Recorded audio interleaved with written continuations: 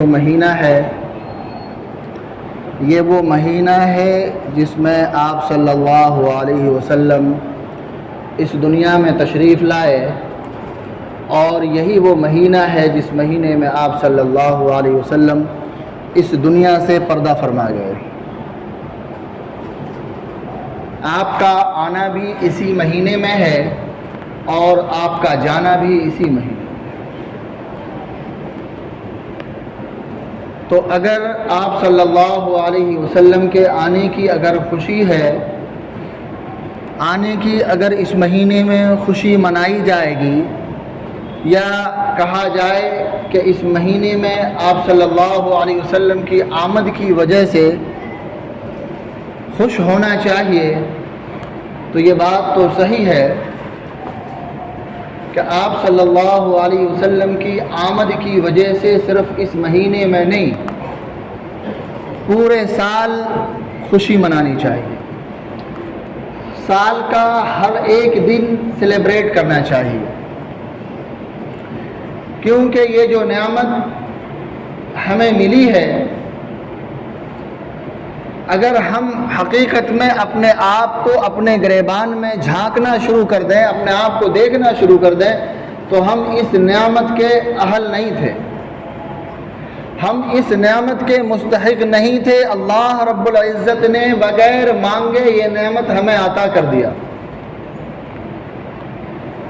اور یہ جو بات ہوتی ہے، یہ بات جو کہی جا رہی ہے کہ اس مہینے میں خوشی نہیں مناتے، جو خوشیاں نہیں مناتا اس کا تعلق اسلام سے نہیں ہے، اس کا تعلق محمد عربی صلی اللہ علیہ وسلم سے نہیں ہے، تو میں یہ کہتا ہوں کہ میرے بھائیوں، میرے دوستوں، میرے عزیزوں، اچھی طرح سے بات کو سنو اور غور کرو۔ اگر واقعی تم عاشق رسول ہو اور حب رسول کے دعوے میں اگر سچے ہو، تو اس کا تعلق صرف خوشیاں منانے سے نہیں ہے، اس کا تعلق صرف سیلیبریشن سے نہیں ہے، اس کا جو تعلق ہے وہ تو آپ صلی اللہ علیہ وسلم سے حقیقی عشق محبت کا ہے، کہ حقیقت میں عشق و محبت ہونا چاہیے۔ اور وہ حقیقی عشق و محبت کیسا ہوگا، وہ کیسا ہونا چاہیے، یہ کسی اور سے پوچھنے کی کوئی ضرورت نہیں ہے۔ آپ مجھ سے نہ پوچھیں، کسی سے نہ پوچھیں، خود نبی کریم صلی اللہ علیہ وسلم کی زبان مبارک یہ کہتی ہے۔ آپ صلی اللہ علیہ وسلم نے ارشاد فرمایا، لا یؤمن احدکم حتی اکون احب الیہ من والدہ وولدہ والناس اجمعین، کہ وہ شخص کبھی مومن کامل نہیں ہو سکتا جب تک کہ اس کے دل میں میری محبت اپنے اہل و عیال سے، اپنی آل اولاد سے، اپنے ماں باپ سے زیادہ نہ ہو۔ کوئی مسلمان اس وقت تک کامل مسلمان ہو ہی نہیں سکتا جب تک کہ اس کے دل میں نبی کریم صلی اللہ علیہ وسلم کی محبت سب سے زیادہ نہ ہو، سب سے زیادہ نہ ہو۔ ساری محبت آپ صلی اللہ علیہ وسلم کے محبت کے آگے ہیج ہونی چاہیے۔ اگر یہ کیفیت ہے،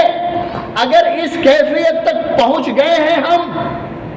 تو پھر الحمدللہ، پھر خوشیاں مناؤ۔ لیکن اگر بات یہاں نہیں پہنچی ہے، اگر ہم یہاں تک نہیں آ سکے ہیں، تو پھر خوشی کیسی، کس بات کی خوشی منا رہے ہیں؟ پہلے خود کو ٹھیک کرو۔ میرے بھائیوں، آپ صلی اللہ علیہ وسلم کی آمد کا مقصد یہ نہیں تھا کہ تم سال میں ایک دن خوشیاں مناؤ،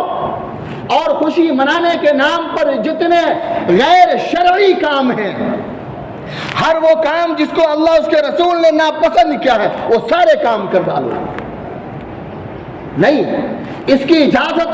ہرگز شریعت میں نہیں ہے۔ اور میں ایک بات کہوں، یہ جو 12 ربیع الاول ہے، 12 ربیع الاول یوم ولادت ہے یا نہیں، اس میں اختلاف ہے، میں نے یہ بات بارہا عرض کی، لیکن 12 ربیع الاول یوم وفات ہے، اس میں کوئی اختلاف نہیں ہے۔ 12 ربیع الاول کو آپ صلی اللہ علیہ وسلم اس دنیا سے پردہ فرما گئے، اس میں کسی کا کوئی اختلاف نہیں۔